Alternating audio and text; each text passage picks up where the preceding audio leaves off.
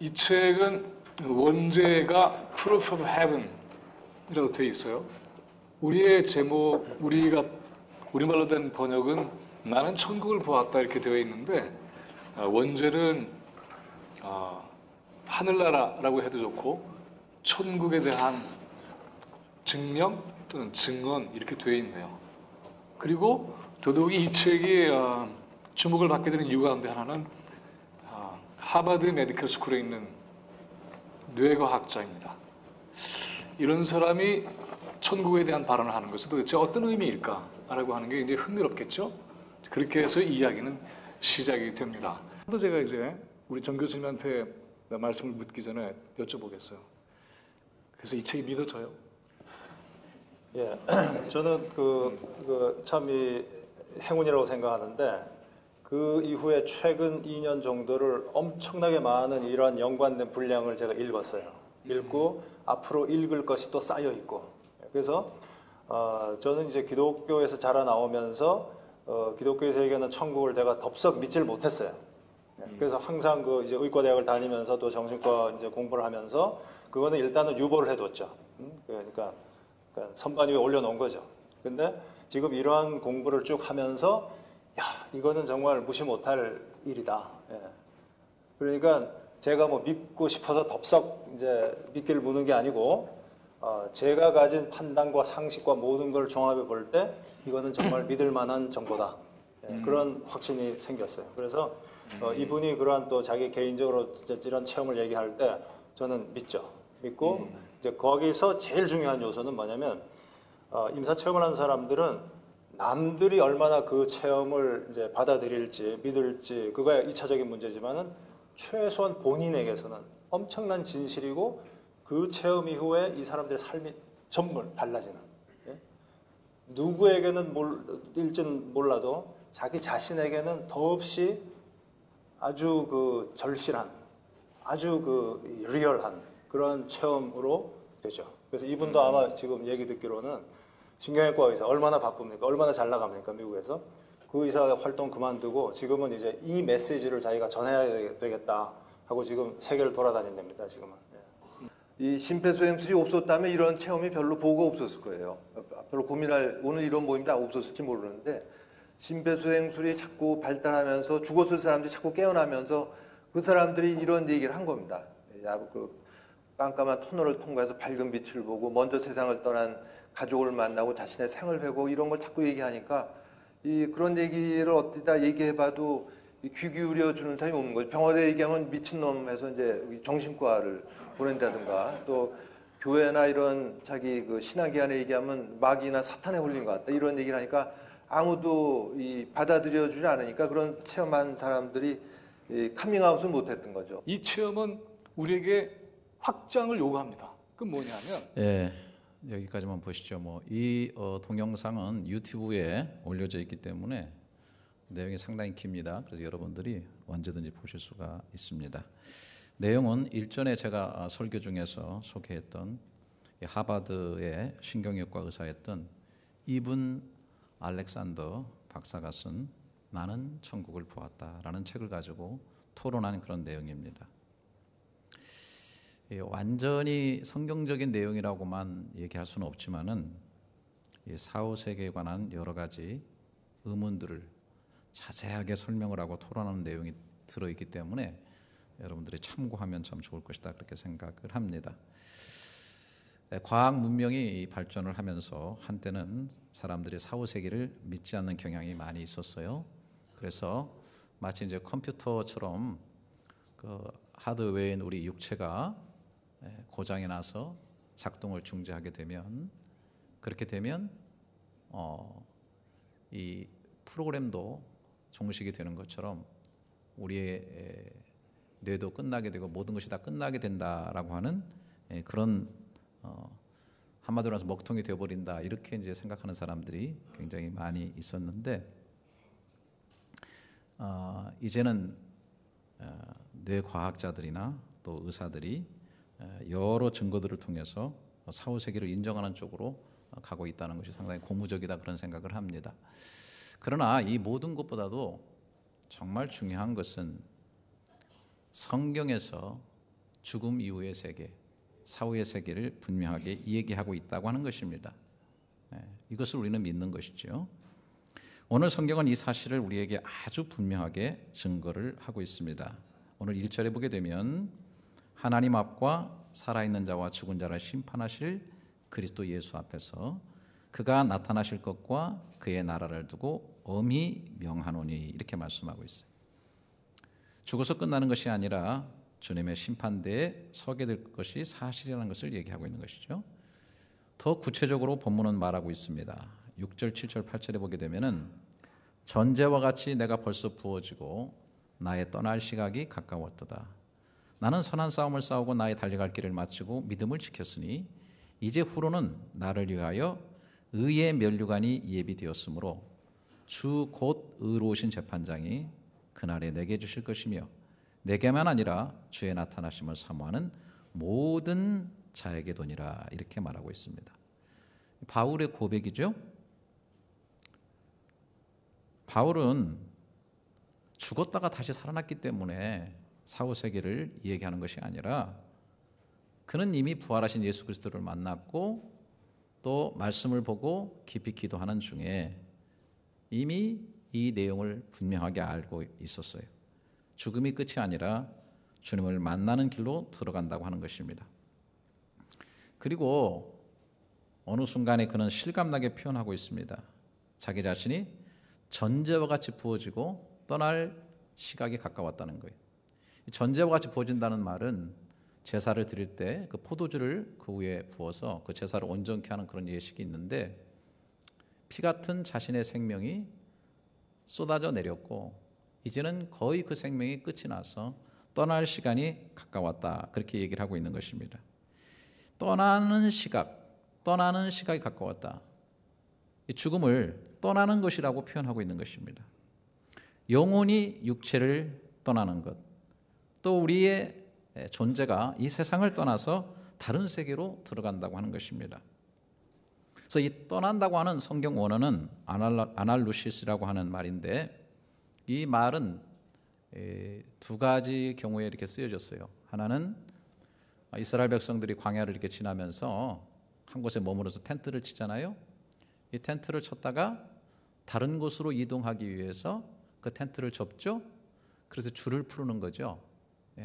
줄을 푼다라고 하는 의미가 이 아날로시스라는 말이고 또 배가 이제 항구에서 정박을 하다가 다른 항구를 향해서 나갈 때 닻을 또 거두잖아요. 풀잖아요. 이 닻을 푼다라고 할 때 이 아날로시스라고 하는 말을 쓰게 되는 것이죠. 그러니까 새로운 세계를 향해서 떠나기 위해서 이제 매여 있던 줄들을 푼다라고 할 때에 이 떠난다 아날로시스라는 말을 쓰게 되는 것이죠. 그래서 여러분 잘 아시는 그 유명한 독일 고백교회 신학자였고 지도자였던 본헤퍼가 반나치 운동을 하다가 감옥에 갇히게 되었어요. 그때 이제 사형일이 돼가지고서 간수가 와서 그를 끄집어내려고 했을 때 그가 동료 수인들에게 마지막 인사를 이렇게 합니다. 친구 여러분, 이제 저의 새로운 여행이 시작됩니다. 이것은 결코 저의 마지막이 아닙니다. 저는 새로운 여행을 위해서 출발합니다. 진짜 죽음을 새로운 하나님을 나라를 향해서 떠남으로 생각했기 때문에 이렇게 아름답게 당당하게 고백할 수 있었던 것입니다. 이단인 여호와 증인이나 안식교회 일부에서는 인간이 죽으면 소멸해 버린다고 하는 얘기를 하는데 이것은 절대로 성경적 시각이 아닌 것입니다. 바울은 자신이 죽음을 통해서 세상을 떠나고 이제는 새로운 세상에서 주님을 만날 것을 보고 있는 것입니다. 특히 자신을 위해서 의의 면류관이 예비되어 있으며 재판장 되신 하나님께서 바로 그날에 주실 것이다. 이렇게 말씀하신 것이죠. 우리 성도들은 이것을 반드시 믿습니다. 그렇기 때문에 오늘의 삶에만 집착하지 않습니다. 죽으면 모든 것이 끝나버릴 것 같은 허무함에 괴로워하거나 죽으면 모든 것이 끝이라고 하는 막장의 삶을 살지 않는다고 하는 것입니다.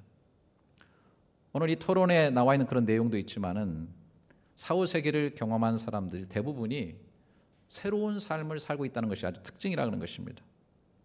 사후의 삶을 분명히 체험하고 분명히 존재하는 것을 알기 때문에 거기에 연결된 오늘의 삶이 매우 의미 있고 중요하다는 사실을 자각하게 되고 가치 있게 살려고 노력하고 있다고 하는 것입니다.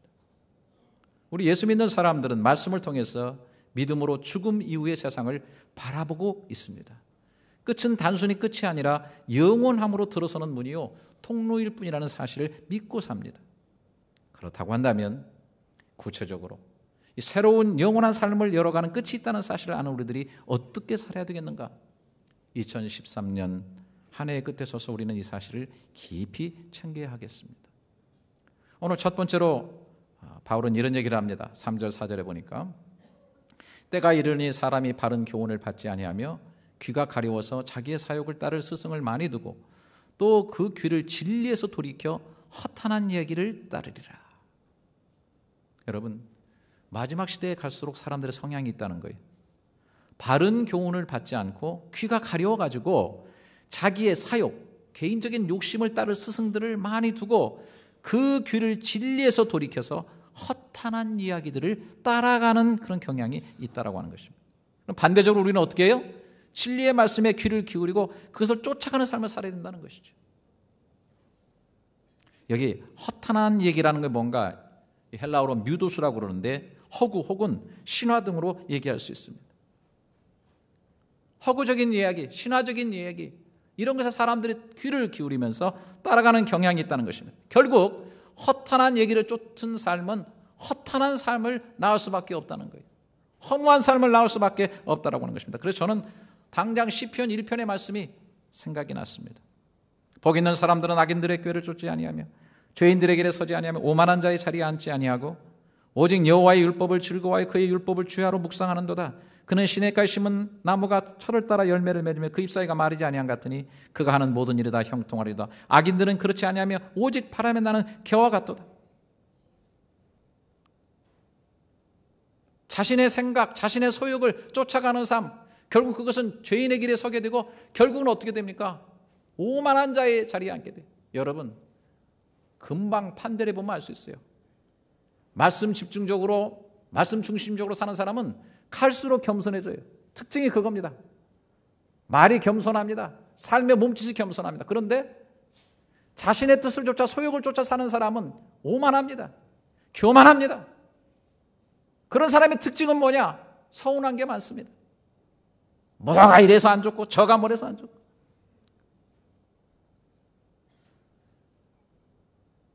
여호와의 율법을 즐거워하여 그 율법을 주야로 묵상하는 사람은 시냇가에 심은 나무처럼 철을 따라 열매를 맺고 하는 일이 다 형통하리로다. 4절에 보면 악인들은 그렇지 아니하며 오직 바람에 나는 겨와 같도다. 그렇지 않은 사람들은 뭐예요? 바람에 나는 겨와 같다. 허탄하다. 허무하다. 껍질만 남는 그러한 인생이 된다라고 하는 것을 얘기해 주고 있는 것입니다. 성경은 말씀합니다. 이사야 선지자를 통해서 이사야 55장 2절에 너희가 어찌하여 양식이 아닌 것을 위하여 은을 달아주며 배부르게 하지 못할 것을 위하여 수고하느냐? 내게 듣고 들을지어다. 그리하면 너희가 좋은 것을 먹을 것이며 너희 자신들이 기름진 것으로 즐거움을 얻을 것이다. 세상에 많은 사람들이 참 양식이 될 수 없고 영과 삶에 진정한 만족을 줄 수 없는 허탄한 얘기들을 쫓고 그걸 가지고 헛수고들을 많이 하고 있다고 하는 것입니다. 여러분,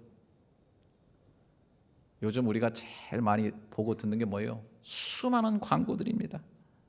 그것만 먹으면 건강해지고 그것만 가지면 행복해지고 그것만 하면 만사 형통할 것이라는 광고들이 아주 판을 칩니다.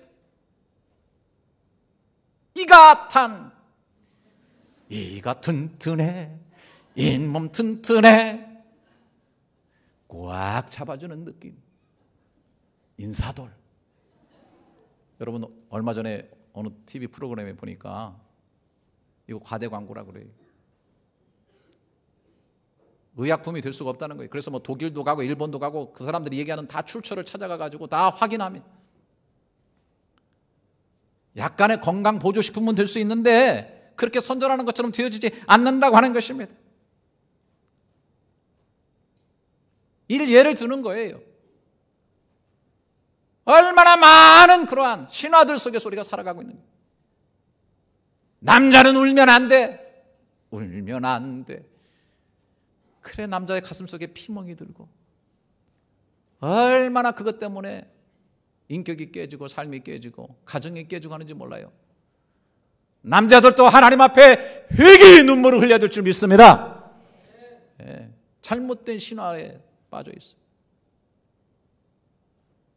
돈만 벌면은 행복해질 수 있다는 신화에 빠져 있어요. 경제만 살면 모든 문제가 해결됐다고 하는 신화에 빠져 있어요. 여러분, 사람의 소욕을 쫓을 수 있는 그런 욕심을 채우려고 허탄한 얘기에 사람들은 오늘 또 마음을 뺏기고 참 만족과 행복을 얻지 못할 헛된 수고에 자신의 삶의 에너지를 쓰는 사람들이 얼마나 많은지 모릅니다. 반대적으로 살라는 것이죠. 하나님의 말씀을 쫓아 살라는 것이죠. 왜? 인생이 어느 정도 끝이 있는 것이 아니라 영혼을 향해서 가기 때문에 영원하신 말씀을 붙잡고 살아야 되는 거예요. 할렐루야. 말씀만이 영원하다고 주님께서 말씀하고 있어요. 이사야서 4장 8절에 푸른 마르고 꽃은 시드나 우리 하나님의 말씀은 영원히 서리라 하라. 마가복음 13장 30절 여러분 잘 아시죠? 천지는 없어지겠으나 내 말은 없어지지 아니하리라. 다 모든 천지가 하나님의 말씀으로 되어졌고 보이는 것과 보이지 않는 모든 규칙과 거기에 운동들과 모든 역학관계들이 다 말씀으로 되어졌기 때문에 그것들이 설령 변질되어지고 그것들이 설령 사라진다 해도 그것을 잊게 한 말씀은 영원히 있겠다고 하는 것입니다.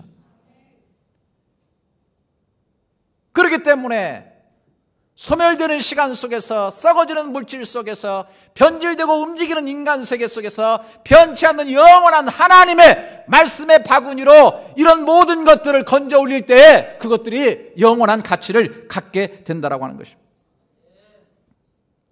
바울은 그 내용을 7절에서 이렇게 고백을 하고 있는 거예요. 나는 선한 싸움을 싸우고 나의 달려갈 길을 마치고 믿음을 지켰으니 한 인생을 놓고 죽음을 눈앞에 두고 나는 선한 싸움을 다 싸웠습니다. 나의 달려갈 길을 다 마쳤습니다. 이 말은 뭡니까?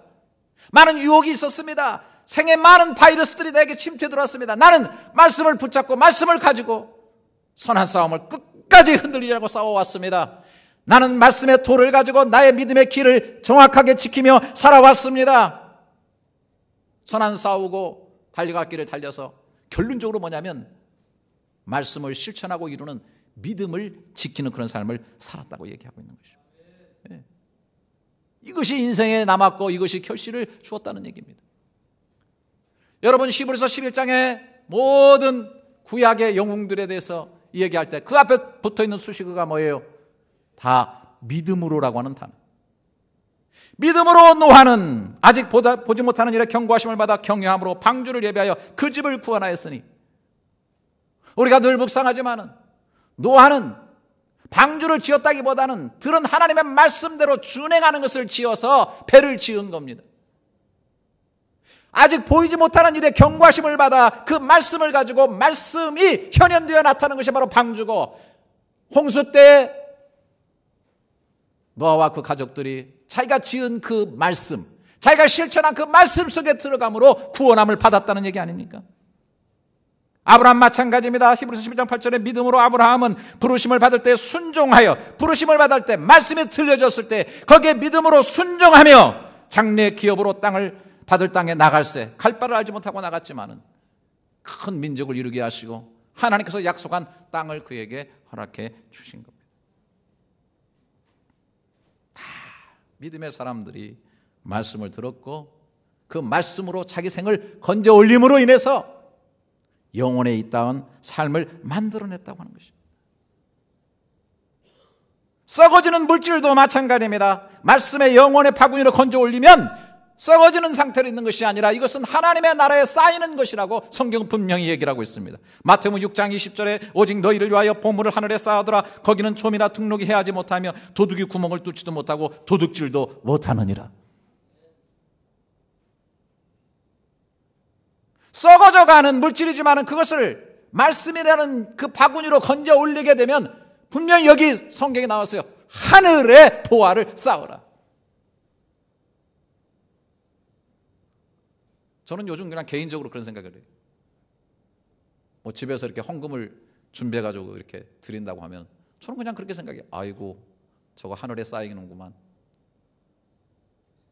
어떤 좋은 일을 위해서 물질을 드린다고 제 아내가 얘기를 하고 준비를 하면 이거 하늘에 쌓이는구만. 여러분, 말씀대로 물질을 많이 사용해서 하늘에 쌓을 수 있는 역사가 있기를 주님의 이름으로 축원합니다. 디모데전서 6장 17절, 내가 이 세대에서 부한 자들을 명하여 마음을 높이지 말고 정함이 없는 재물에 소망 두지 말고 오직 우리에게 모든 것을 후이주사 누리게 하시는 하나님께 두며 선을 행하고 선한 사업을 많이 하고 나누어 주기를 좋아하며 너그러운 자가 되게 하라. 이것이 장래의 자기를 위하여 좋은 터를 쌓아 참된 생명을 취하는 것이니라. 미래에 좋은 터를 쌓는 것이 된다는 것입니다. 여러분, 2013년도에 많이 하지 못했으면 지금이라도 주변 분들 좀 돌아보면서 하늘에 쌓는 일을 좀 많이 하시기를 주님의 이름으로 축원합니다. 귀가 가려워서 귀만 긁어주는 허탄 얘기들의 삶의 에너지와 열정을 뺏기지 말고 영원하신 말씀에 귀를 기울이고 그 말씀을 따라 나의 달려갈 길을 다 달려가고 믿음을 지키는 삶이 되기를 주님의 이름으로 축원합니다. 그런데 더 중요한 것이 있습니다. 이 영원한 말씀으로 영혼들을 영원으로 건져내는 일을 하시기를 주님의 이름으로 축원합니다. 1절 2절 다시 보십시오. 하나님 앞과 살아있는 자와 죽은 자를 심판하실 그리스도 예수 앞에서 그가 나타나실 것과 그의 나라를 두고 엄히 명하노니 너는 말씀을 전파하라. 때를 얻든지 못 얻든지 항상 힘쓰라. 범사의 오래 참음과 가르침으로 경책하며 경계하며 권하라고 말씀하고 있는 것입니다. 바로 이 말입니다.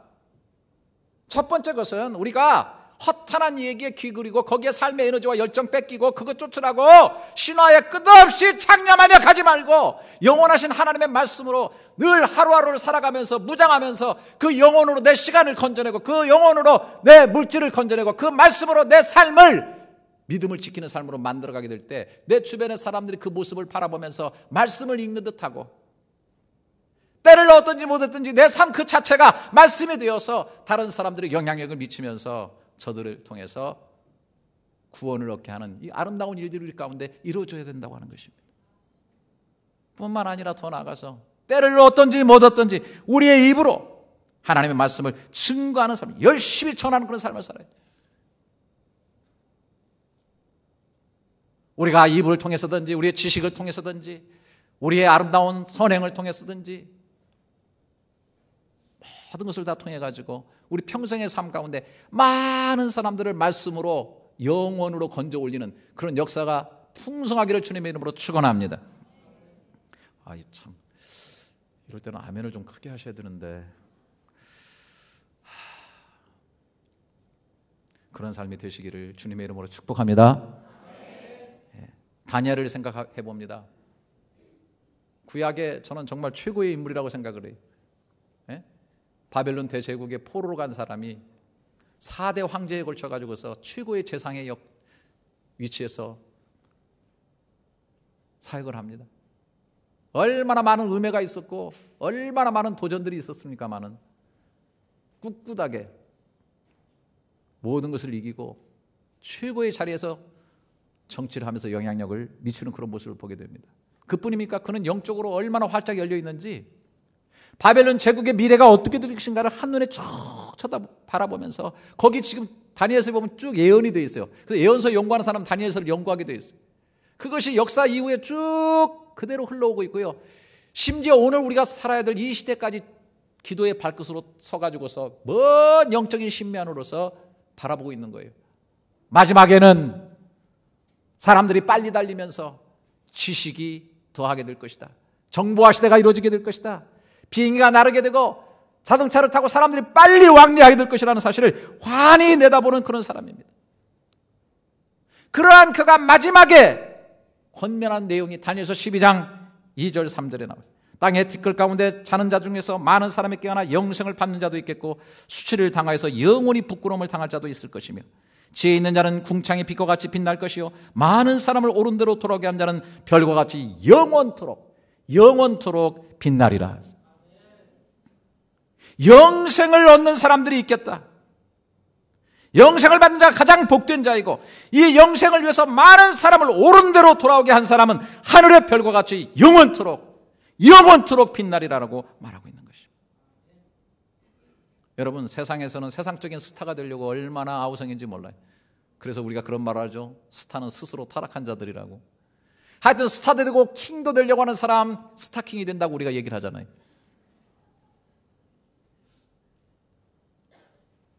정말 스타는 뭐냐? 영혼을 위해서. 많은 사람이 옳은 대로 돌아와서 영원한 삶을 바라보고 죽음 이후의 세계를 바라보고 영생을 얻는 길로 나가게 하는 일, 이런 사람이 하늘의 별처럼 비추이는 진정한 스타가 된다라고 하는 사실이에요. 사후에 영원한 삶이 있고 그 삶의 길목에 예수가 있기 때문에 바울은 자신의 생명을 전제처럼 피처럼 부어서 말씀을 위해서 사는 삶을 살았습니다. 그리고 분명히 주님께서 자신을 위해서 들고 계신 의의 면류관을 확실히 보고 있었습니다. 물질과 주님을 바라보면서 이중 초점으로 그 시야가 흐려지지 않았습니다. 이것도 중요하고 저것도 중요하고 자꾸 세상에 보이는 것이 많아서 그 주님이 들고 계신 의의 면류관이 희미해지지 않았습니다. 확실하고 분명하게 삶의 죽음이 가까우고 자기의 피가 쏟아지는 것처럼 삶이 소진되어지고 인생의 석양이 지고 노을이 가까울수록 더 찬란하고 분명하게 의의 면류관을 들고 자기를 향해서 맞아오고 계신 그 주님을 바라봤던 거예요. 이 시각이 흐려지지 말아야 돼요. 여러분, 우리가 아는 대로 바울은 로마에서 사형을 당했습니다. 로마의 법에 의해서 불의하다고 판결을 받으면서 사형을 당했습니다. 하지만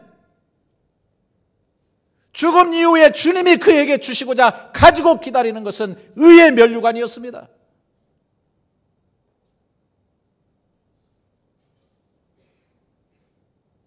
세상 속에서 의를 피하여 삶으로 인해서 비굴한 자가 되지 말고 하나님이 덧입혀 주시는 그 의를 더욱 분명하게 바라보면서 오늘 우리의 삶을 바르고 거룩하게 살아가는 삶의 결단이 있기를 주님의 이름으로 축복합니다. 뿐만 아니라 바울은 그렇게 의를 사모했습니다. 유대인으로서 율법을 지키면서 몸부림치면서 얼마나 율법의 1.1획도 다 지키려고 그렇게 노력했던 사람입니다. 그러나 그가 예수 만난 이후에 고백했던 것처럼 그의 마음 깊은 곳에 웅크리고 있었던 것은 분명히 나는 죄인의 괴수라는 것입니다. 육체를 가진 인간으로서는 도저히 무엇을 지켜서 의롭게 될 수 없다는 사실을 깨닫게 되는 것입니다. 알게 되는 것입니다. 좌절하게 되는 것입니다. 오라, 나는 곤고한 사람이로다. 나에게 사망의 몸이 함께 있도다. 내 속에 죄가 거하는 이것이로다. 나는 죄인 중에 괴수로다. 예수 만나고 나서 중심에 있는 말을 실토했습니다. 그러나 인생이 죽음을 향해서 가까울수록 바울은 분명하게 알고 있습니다. 이러한 나의 모든 허물을 그리스도의 보혈로 씻겨주시고 죽음 이후에 주님께서 나타나셔서 찬란하게 의의 면류관을 나에게 씌워줄 것이다. 우리 예수 믿는 사람들은 이게 양비론적이에요. 우리 자신의 부족함과 허물과 문제있음과 나약함을 처절하게 느끼면서 오라, 나는 곤고한 사람이다. 나는 죄인이라는 것을 보지만은 그러나 반대적으로 그 은혜의 달콤함, 이러한 나를 안아주시고 이러한 나 때문에 죽어주시고 피를 흘려주신 그 주님이 의의 면류관을 가지고 나를 기다린다고 하는 사실을 분명히 바라보면서 소망을 갖는 자인 줄 믿습니다. 사랑하시는 성도 여러분, 2013년의 마지막 주일을 보내면서 아니 벌써 하면서 조금은 허무해지십니까? 여러분, 궁극적으로 미래를 바라볼 때 비관을 느끼십니까? 아니면 낙관하고 계십니까? 오늘 저와 여러분은 분명히 신앙 고백을 했습니다. 부활 승천하셔서 하나님 보좌 우편에 앉으신 주님께서 거기로부터 살아있는 자와 죽은 자를 심판하러 오십니다. 이런 고백을 하는 사람은 분명히 미래를 낙관할 이유를 가지고 살아가는 사람들입니다.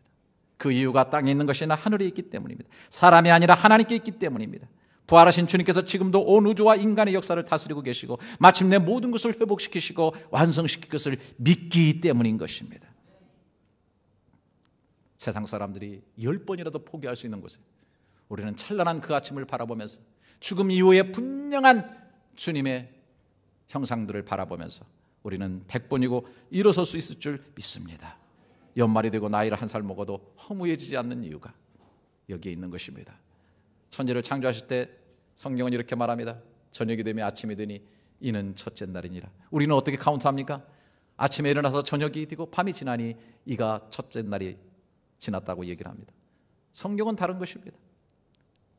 저녁이 지나고 밤이 지나고 찬란한 아침이 되니 이것이 바로 첫째 날인 것입니다.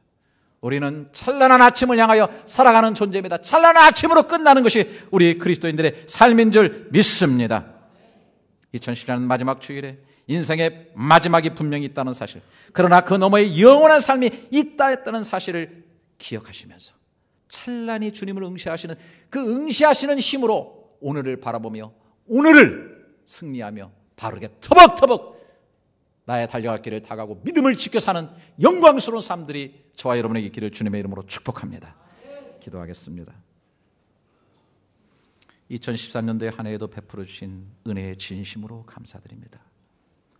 저희들은 벌써 다가온 연말의 끝에 허무함도 느끼지만 항상 끝은 새로운 시작으로 가는 길목이라는 사실을 기억하면서 우리 인생에도 언젠가 끝이 오겠지만 오늘 본문의 말씀처럼 의의 면류관을 들고 우리를 기다리시는 주님을 분명한 눈으로 응시하면서 참 소망과 거룩한 행실로 오늘을 살게 해 주시옵소서.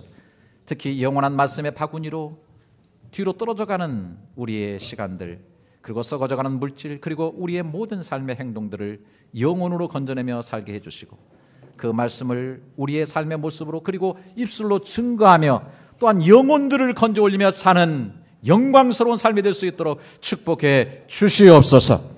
갈수록 허탄하고 허무해지는 삶이 아니라 새하늘과 새 땅을 바라보는 믿음으로 인해서 갈수록 소망이 넘치고 믿음이 확고해지고 삶의 열매들이 풍성해지는 축복을 주시옵소서.